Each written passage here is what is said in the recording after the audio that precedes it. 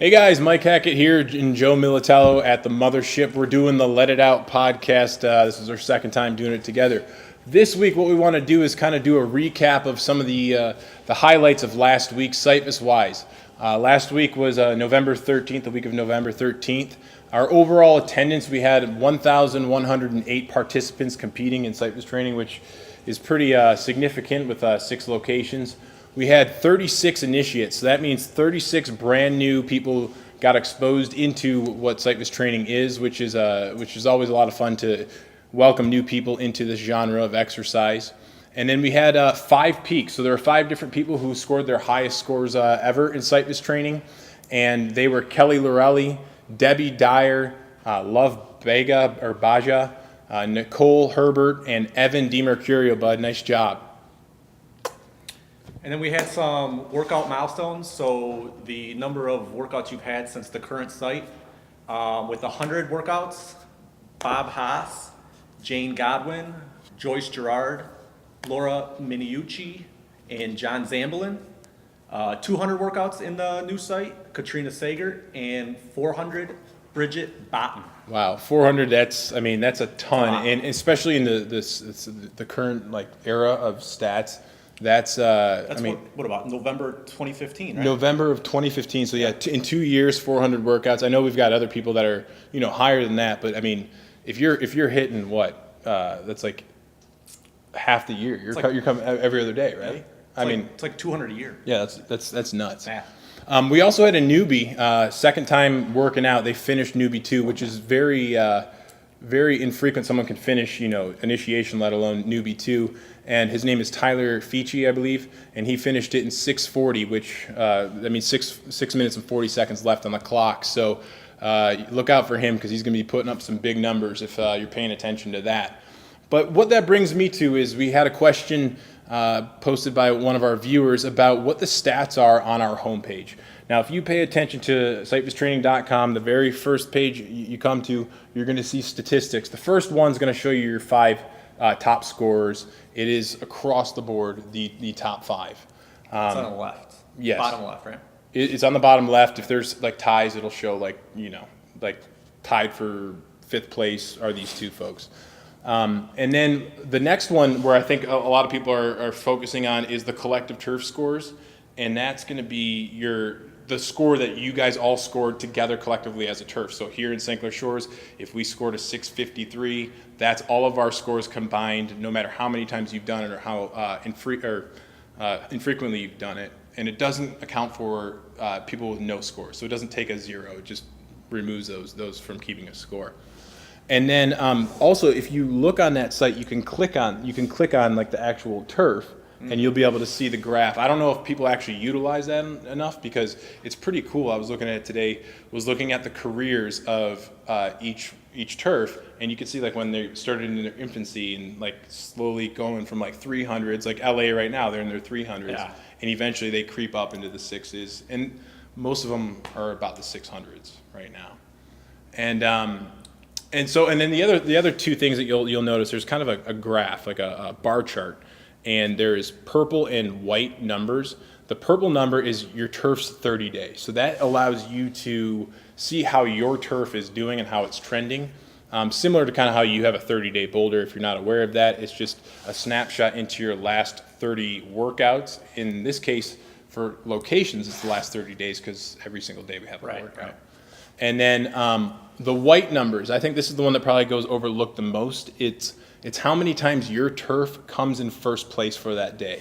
So how many times you get the most points compared to all the other locations. So technically you get a win for that day.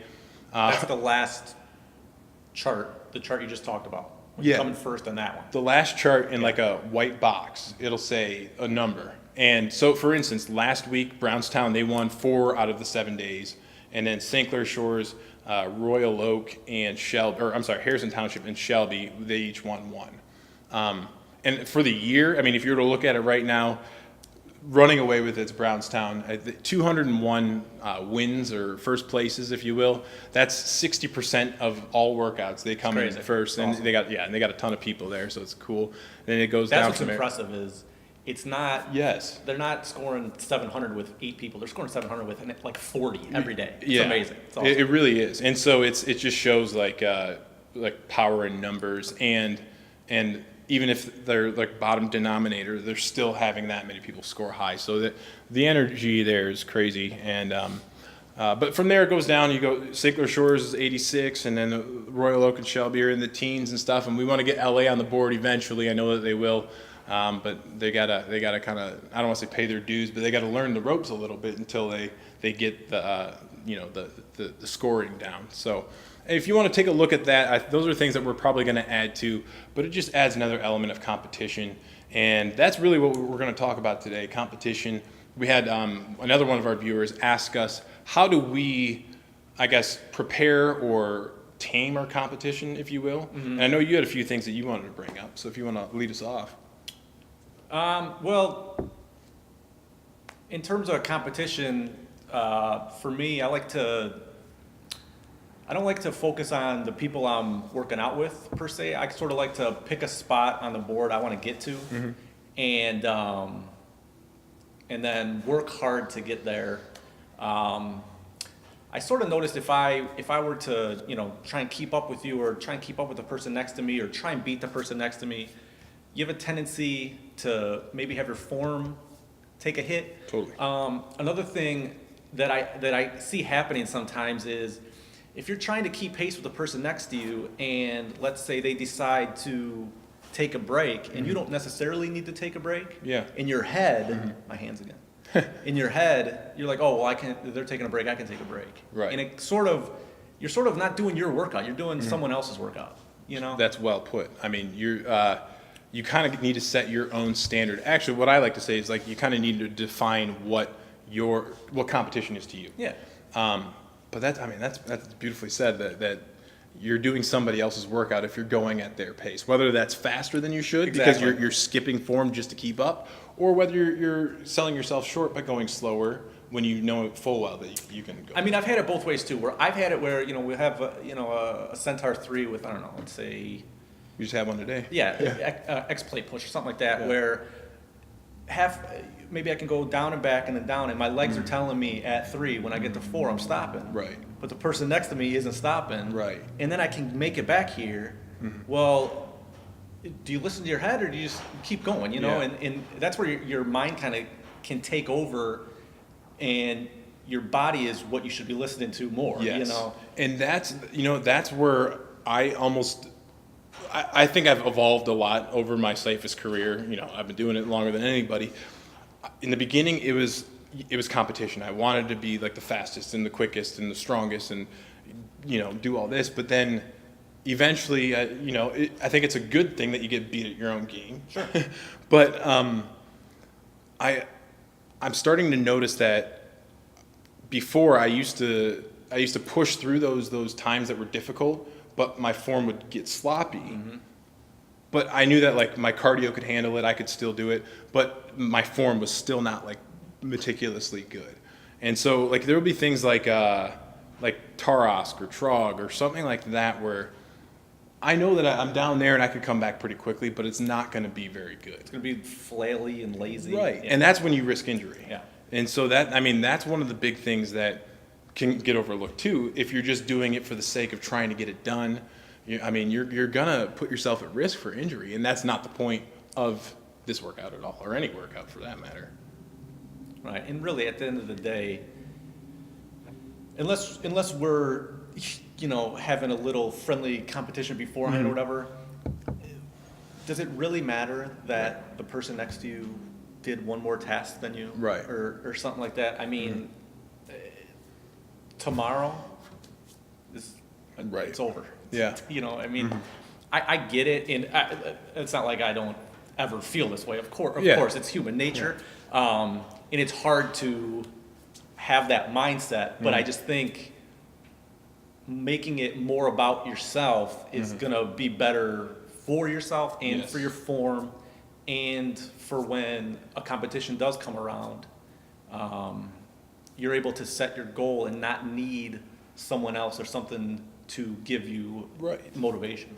Well, I mean, you said it again, like you said it before. If you're doing somebody else's workout, you don't know what your real potential is. And then what happens next time when they're not here? Then Exactly. what? Yeah. What are you gonna Right. do? Yeah. So it's to me, it's like that number, whether it's 800 or 600 or 900, it's still pretty subjective to who you are and Yeah. what your form is. So somebody's 600, maybe another person's 900, depending on how their form is. And then even doing that, it's not perfect, and it goes both ways, good and bad. Let's say you pick a spot and you see there's 10 minutes left. You're like, there's no way in hell I'm getting Right. it. So now what's going on in your head? You're like, you're gonna like give up and start, slacking a little bit. Yeah. And then conversely, let's say you get there super early. Now it's like, well, now I got here. How hard am I supposed to go now? Yeah. Like that it's when I see that I kind of smell blood and I flourish. I think that, wow, I got 15 minutes left and I'm close to finishing the board, or I'm close to getting over my 30-day. That's when I'm like, all right. That kind of happened Yeah. Sunday, where I got to the last circuit way faster than I thought I was. I'm like, oh shit, I can almost finish this, Right. Whereas going in, I'm like, just get here and I'll be happy, Yeah, yeah. But it's again, I think that really you got to listen to your body first, and then figure out really like what your level is and what your what your standard is rather. And if you come underneath it, sure, you come underneath it, but you got to find like what that perfect average is, and that form pace is. Yeah. It's funny because you said something a second ago about it being human nature to be competitive, and it so much is Big time. ingrained. It's in our DNA. It is exactly. I mean, it's the reason why we've evolved the way we have. It's both business and capitalism and all that kind of stuff, and it's our natural tendency to want to survive at all costs, and it plays out here. Big time. Which is, it's cool to see, but at the same time, you're not to get whatever, but you're sentient, and you need to be able to harness that primal urge to, I need to win and I need to do this, and still have discipline. But you can look at it a different way too, where it's not so much needing to win per se, but sometimes you can feel other people feeding off where you're at and trying to get there Yeah. too, and that's awesome when Yes. it's all in like that, and you Yeah. can tell people are like really killing it in Wow. Yeah. going hard. Like today, Sabrina was doing explosions today. Awesome. Everyone that did explosions this morning was Right. awesome. And by the time you got to the third or fourth one today, I mean, it was deep in the workout. You're tired, and people no loafing today. They were awesome this morning. Right. That was just great to see. So, I mean, you bring up another great talking point. So, there's a difference between competition individually and competition together, like a school of fish almost. Like, if you're all swimming in the same stream, or like, a flock of birds, like, you guys are all working together for the same goal. There are times where I'm working out in that group and you can feel it. It's Yeah. like everyone's focused. Like, Turf Wars is a perfect example. Yeah, of no that. one's saying a word. You can hear everyone breathing. Yeah. It's And you might hear like a good job or Yeah. a grunt or whatever, and then there's other times where it does feel like you're combative, and Yes. that's really not what it's meant to be. I mean, and maybe if that motivates you to push through some hurdles, so be it. But there is a difference between individual and group, and it's supposed to be group. And you can see it when you're not working out and watching it this way. You can see both sides. You can can. definitely see when people they're competing against each other. I mean, Yeah. there's no way around it. You can tell they're doing that. And a big identifier of it is you start seeing sloppy form a little bit. Yes. Just to try and, someone's a couple lines ahead, or someone, might have skipped a task. Yes. And maybe, I didn't notice it, but someone else absolutely did, and they're getting bent out of shape, and, and then it just becomes a whole thing when it's not a big deal. It's fine. We'll take care of Right. it, Well, that's where blinders comes in. Yeah. We use the term blinders to say like just tunnel vision, focus on your own workout again, not doing somebody else's. It's easier said than done, Big time. because out of the corner of your eye, you may see someone skip or do form that you don't think's correctly. And unless you're a pro, I mean, even if you are a pro, shoot. Oh, actually, speaking of that, I'm glad there wasn't blinders this morning. I missed Gremlin 3 times this morning. Oh, really? It's the second thing. Okay. Michelle's like, "Are you gonna do Gremlin today or Oh, what?" that's I mean, fine. I just didn't Yeah. want to do it this morning. Right. Apparently, so luckily for her, Yes. she's there to tell me not to do it, or to Yeah. tell me to do it, because let's say we just kept skipping it, and then no one's Yeah. saying anything, and they're just building resentment that I'm skipping a That's tap, and I true. totally wasn't doing it on purpose, but And it speaks to also personality. You kind of need to, like, from a pro's perspective, we get to know all these individuals, like, at their tendencies, and like whether or not, like if you're not calling them out, but you want to ask them politely, hey, did you maybe miss this exercise, or how many times have you done this exercise? Whereas the regular member may not know how to do that, and kind of tiptoe around. or come off really harsh when they're totally not trying Exactly. to be. It's not as easy as just saying, hey, you skipped reverse plate It's push. not. And when people are working out and they're under stress, physical stress, Yes. like emotions, like you don't know like how they're feeling, and things can come off like weird. And then even their reaction Right. might not be the way you take it, but they're gonna be annoyed just because they're annoyed at themselves, but it's gonna come out, Yes. and then you're like, oh, I'm never saying anything ever again, you know? And it's such a delicate balance that, like, on I guess on the pros side or the trainer's side, that's why we say in the site for like the trainer is not a referee, they're an actual trainer. And it's funny because it does feel like we're a referee sometimes, but that's not how we want to come off as like a coach, you Yeah. know, like teaching you how to do the maneuvers and the movements correctly. And it's just, I wish everyone can kind of like see it from our point of view sometimes, because it's really a unique take on things. And then there's times where, we're getting an influx of new people now, which is awesome. And there's new tasks that they haven't done, new movements that they haven't done. And to see them willing to just stop and watch you do it. Yes. And then learn, and then they get it. That's awesome. Right. Because then they get that, and then that builds into another task.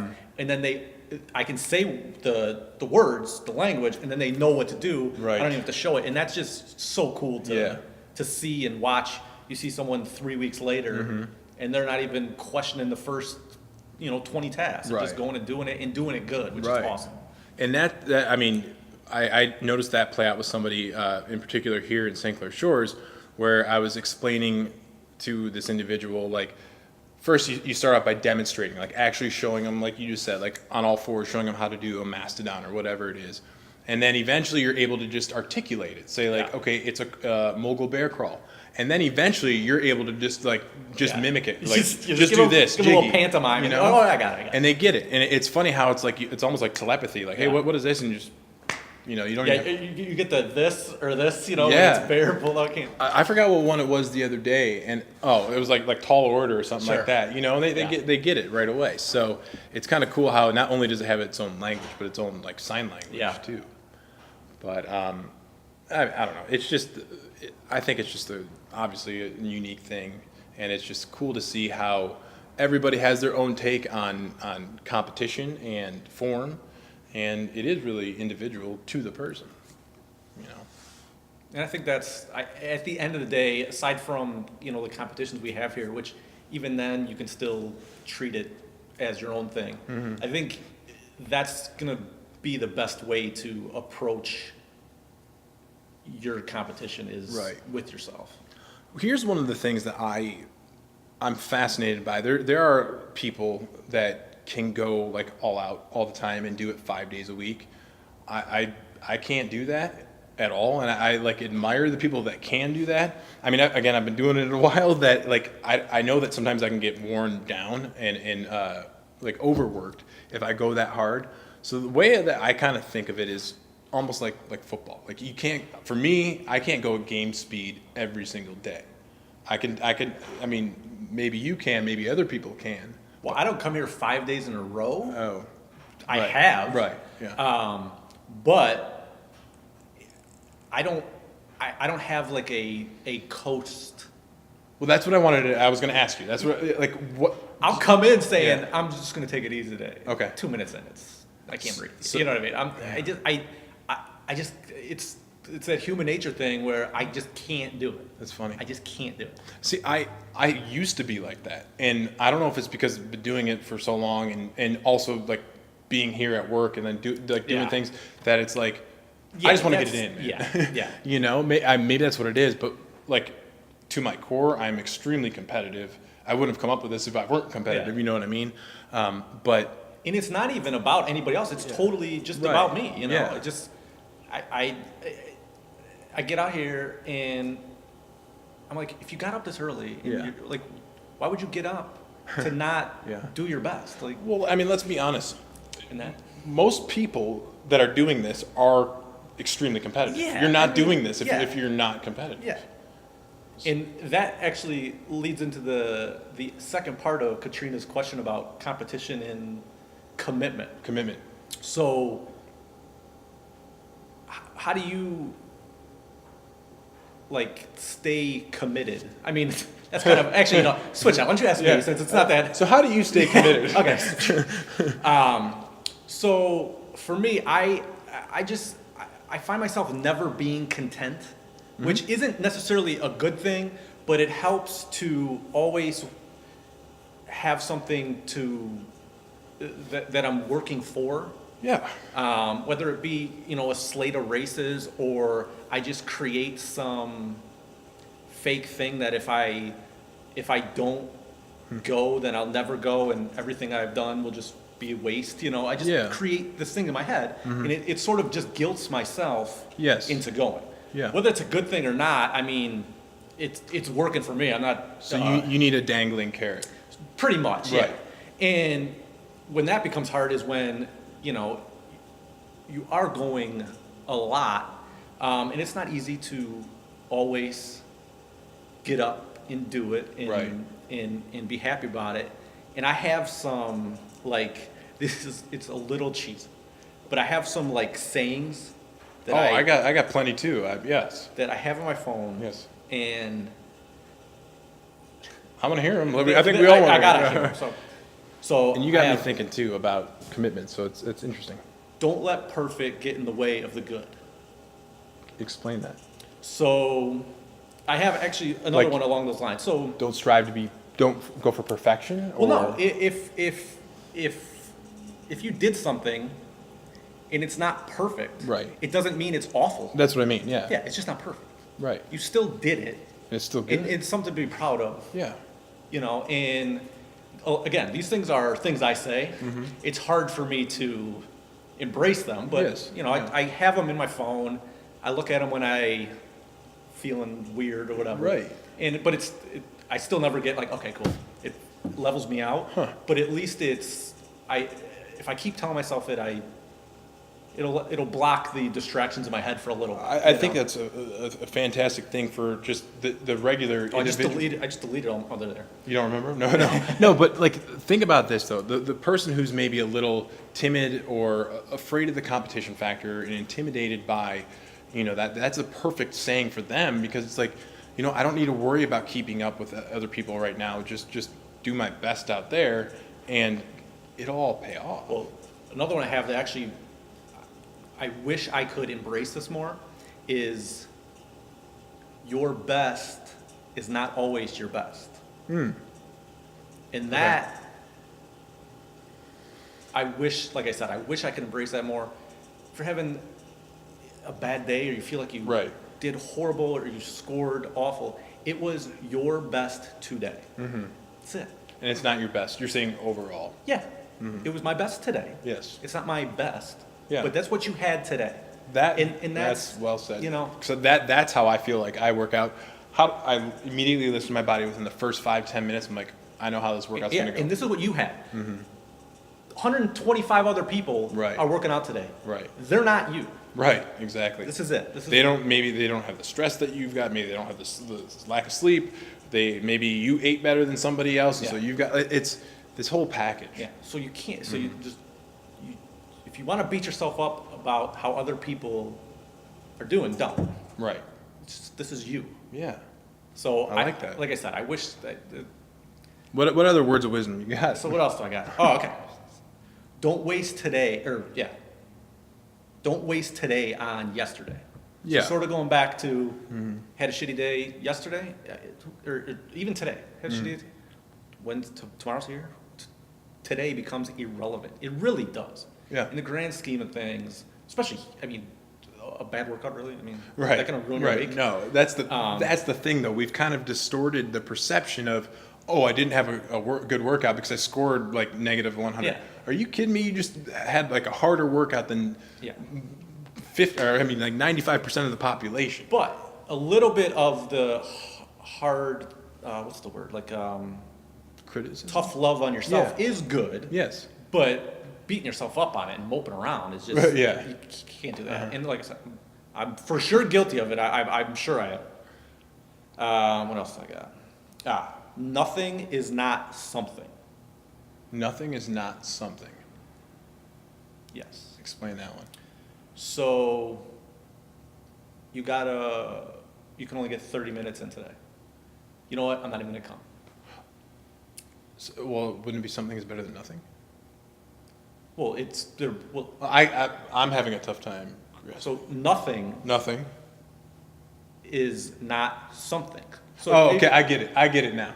There we go. There's a light switch right there. Yeah.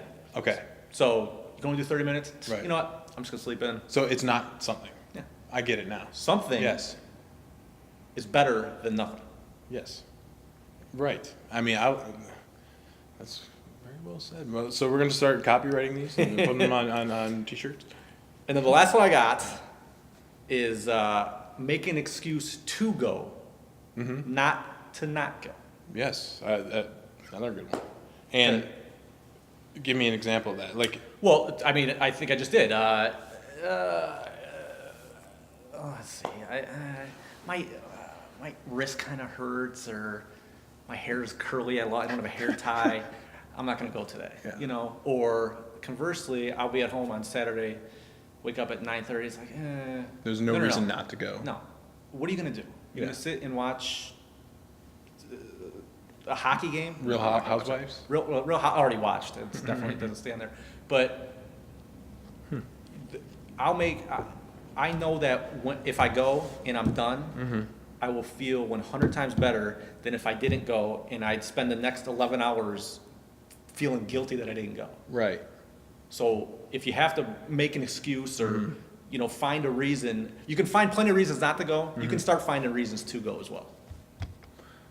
I'm fascinated by this because, like, here we're talking about consistency and like how to remain consistent, and I've never really had that problem with convincing myself to go because I've personally always been like, I don't like to use the word addicted lightly, but like I need it. Yeah. I absolutely need it, and my focus is almost always form, and so like any of the sayings that like you've come up with, mine are always like form related, and like one of them I always say is in my head is.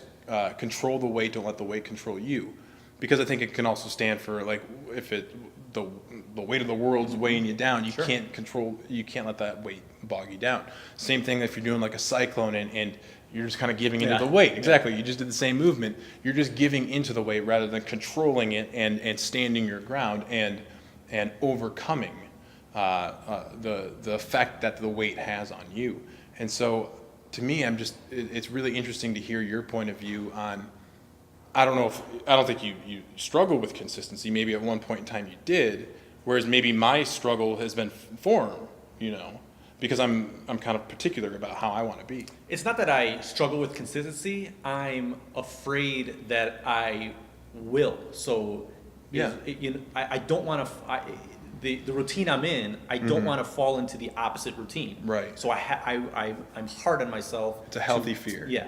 Yes. Yes. That's a great way to put it. That's Yeah. exactly what it is, and it's. I know it's fake. Right, I mean, it's right. not a real thing. Yeah. But it works. I make it Yeah. work for me. So. See, and maybe because I'm so married to this that like that's never really a worry of mine because I'm like, I mean, we both have keys to the place, but I'm like, I'm not going to not work out tomorrow. Yeah, exactly. So like, Exactly. I'm never going to Yeah. really get into that. That's never really an issue for me. So I guess sometimes it's harder for me to relate to the consistency question. But I mean, those were great things to come up with, and I know that a lot of people that are watching will relate to that. So where we left off was I was asking if you have any type of mental preparation that's advantageous to you. I kind of segued when we got cut off there. For me, it helps me to think about the workout that I'm actually doing well in advance. So if I got a couple hours ahead of time, I will look at the workout, know exactly the exercises that are going to come, the order in which they're going to come, which is why I guess the motherboard is very advantageous because I can see it. And even though I created it, there are sometimes where I'll just show up to a workout, and that's when I have a bad performance, because it's kind of like I'm just kind of like adjusting to like what's coming rather than preparing for it and know kind of like my plan of attack. But it's really just like, it doesn't even matter if it's Syphus. If it's running, I do the same thing. If I know like I'm doing the turkey trot. I don't really run a 10K very often, but if I mentally prepare myself like, hey, you're running 6 miles today, you better be ready. That's when I'm like, okay, I can handle this. Is there anything that you can point to? Yeah, I'll look at workouts beforehand, just to see. I'll sometimes memorize like the first 10 tasks. Just if they're tasks that I'll be able to do without really having to stop and focus on a transition or whatever, and then see where the ones I hate are and mentally prepare for those. And then to see where I want to get or where I think I can get. Right. I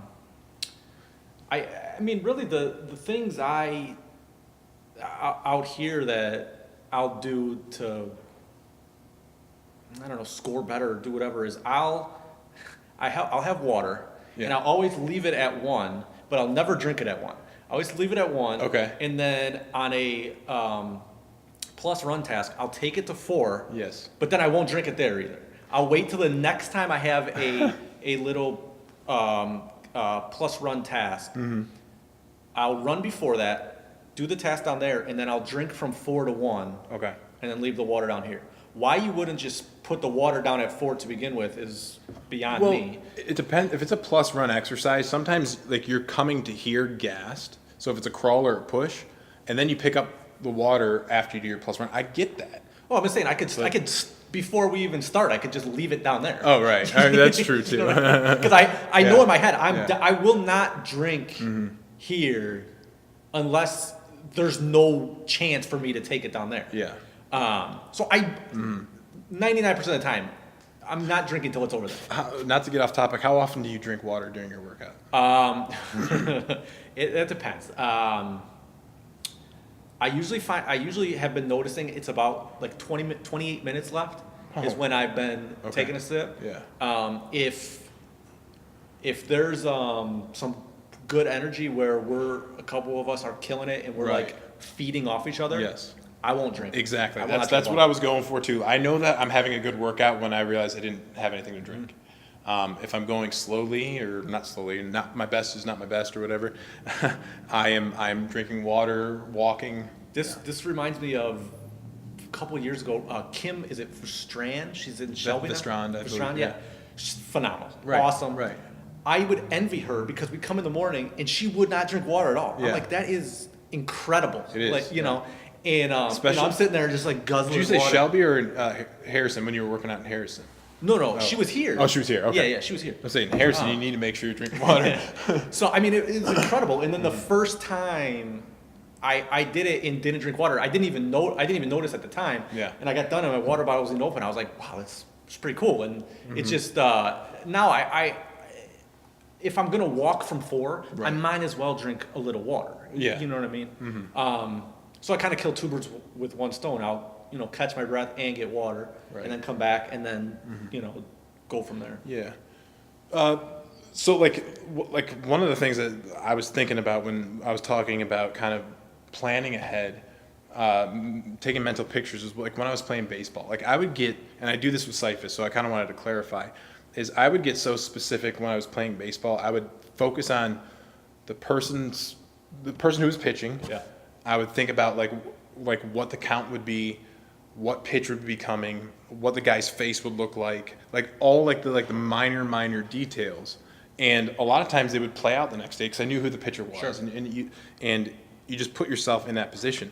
I do the same thing with certain exercises where like I will visually like picture myself doing a Greco and know where my feet are going to be and like feel the push off of like every movement before I do the workout, because I almost want my body to prepare, or my mind to prepare for the pain that's going to come, and know how to handle it when I get there. I'll look sometimes at transitions where we're coming in from a crawl into, Yes. Like an inchworm or something.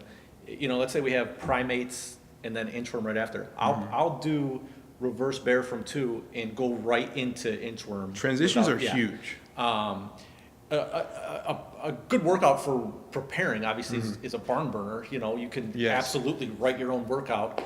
The problem with that is you can have it all planned out. Sometimes I'll write it out and stick it up here. I'll have my order, what I'm doing. You don't realize when you get to 3, like, shit, I should not have done 3 of these, you're doing them and you're like, I'm going to do these without stopping, and you could do 1 and you're like, oh shit, I was going to do all 3 of these and I couldn't do 1. This is not good. And that's why, like, you can plan all you want. Yeah. It just depends on how your body's feeling at that time, because you don't really know how the cumulative effect. So Thanksgiving.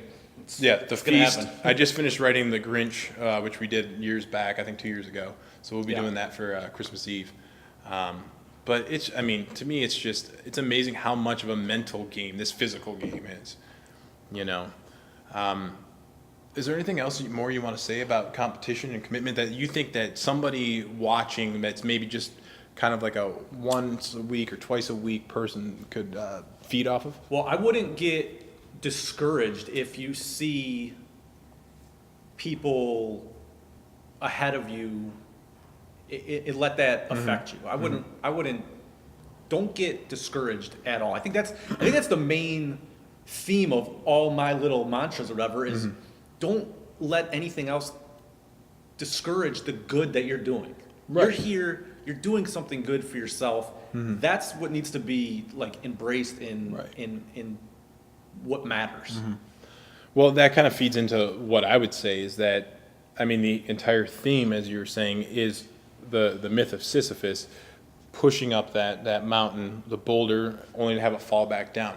It's something that's everlasting. That is your fitness quest, your journey through health and fitness, and you always need to be okay with all these workouts are not really designed for you to finish. They are designed to be a constant challenge and a constant struggle, and that's I think the beauty in it, because you're always redefining what your fitness level is, or maybe you're somebody who goes up in weight to challenge yourself that way, or maybe you're trying to string together, some people do like 30 days in a row or something like that. It's always just redefining your mountain that you're pushing up. And for me personally, kind of take it full circle, I've always enjoyed being the underdog. I don't know what it is. If I was playing hockey and I'm down by 3 goals or something like that, that's when I thrive. I tend to thrive when I'm a leech, not a rabbit. Sure. Not intentionally leeching. When I'm trying to catch up somebody and I'm getting closer, rather than trying to stay in front of people. Well, I think that's. You think universal? I think anybody. Okay. It's way harder to keep you away. Right. I shouldn't say harder. Depends who you are. Yeah. It's you have so much more momentum depending on how far back you are. Yeah. Now, if you're 200 tasks back, obviously you're not going to catch me, but that 1.5, 2 task range. Yes. The pressure is all on the person in front. You can't stop. Yeah. You can't take a breath, and there's almost mind games you can play. You can almost stop. There was somebody get someone here to stop and then go. He no longer goes here, and that's the reason why I came up with the leech, because I called him a leech, and it was like almost like he was like a vampire just sucking away the life from me. It was it's like drafting in racing or running or whatever it is. It's kind of like he would just sit there and like look at me just waiting for me to go, and I'm like, if you're just waiting for me to go, you should go, because I can't go right now, So it's a fascinating thing, and I just think that the more you think about it, it's not a bad thing, and it keeps you like invigorated and invested in the workout itself. Yeah, as long as it's not like breeding animosity towards other people, which I don't think it is. Right. But if that ever creeps in, it shouldn't. That's not what's going on. To me, it's a way of soul searching through physical exercising, and you can take it to whatever degree you want to. Obviously, you've taken it pretty deep. I obviously take it very deeply, but it's you can get out as much that you put into it, whether physically and mentally, I think, and the close knit group, like you said, if you're not breeding animosity through competition, you're breeding. Everyone gets done. Everyone gets Yeah. high fives. We all just did the exact same thing. That's it. You know? It's like you're in the trenches with Yeah. everybody. And it's like you have so much respect for the people for being able to do that. It's just, that's where you need to like hold on to and grab onto that, because that's so powerful, and keeping you consistent, and that's what the competition's for. It's supposed to be something that's a motivator. You get done. You automatically want to come back Right. if you're in the right environment, and we are here. Yeah. So that's how we're going to wrap up today, talking about competition, commitment. We hope the best for you. Hopefully you gained something from some of these wise words that Joe shared. And if you have anything that you want us to discuss or share, please leave us a message on our either Facebook or YouTube. And we'll see you guys next time on the Let It Out podcast.